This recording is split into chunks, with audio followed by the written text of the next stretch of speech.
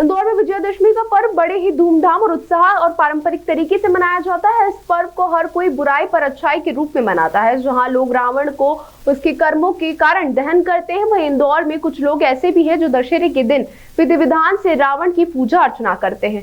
दरअसल इंदौर के परदेसीपुरा स्थित रावणेश्वर महादेव मंदिर में सुबह से ही पूजन अर्चन और यज्ञ की आहुतियों के साथ रावण का पूजन किया।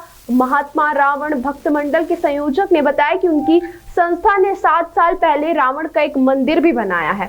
वहीं उन्होंने कहा, जहां दूसरे संगठन रावण का पुतला दहन करते हैं, वही संस्था द्वारा पूजन अर्चन किया जाता है और रावण जैसे महान शिव भक्त और महापंडित के पुतले दहन करना सरासर गलत है और इस परंपरा को बंद होना चाहिए। दशगिर दशानन चूंकि भोलेनाथ के 10वें अवतार है, 11वां अवतार भोलेनाथ का जो है वो वीर बजरंगबली के नाम से हुआ है।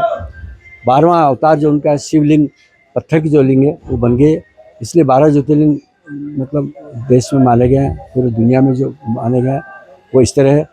तो जब ये दशगिर दशानन रावण शिव के 10वें अवतार हैं तो उनकी पूजा तो स्वाभाविक है, निश्चित है। उनको हमारा जो दायित्व है वो कर रहे हैं हम कि शिव की जहाँ आराधना लोग करते हैं, हम शिव के 10वें अवतार की आराधना कर रहे हैं। और ये 10-10-10 मतलब 10 तारीख को 10वें महीने में 10वें वर्ष में इस मंदिर की स्थापना 10:10 पर यहाँ की गई थी। और जब से यहाँ नित्य पूजा पाठ अर्चना होती रहती है और दशहरे पर विशेष कार्यक्रम यहाँ होता है कि महिलाओं लड़कियों के जो पैर पूजते हैं हम लोग, और 9 दिन का जो अखंड उपास हमारा पूरा परिवार करता है। आज बच्चियों के जो पैर पूजेंगे, उन पैर जो धोएंगे, उनसे हम लोग चरणामृत लेकर के अपना उपास तोड़ेंगे और उनको खीर खांड का भोजन कराएंगे। जो खीर उनके आगे झूठन बच जाएगा, वो खीर हम लोग पूरा परिवार के लोग मिलकर बांट के और खाएंगे।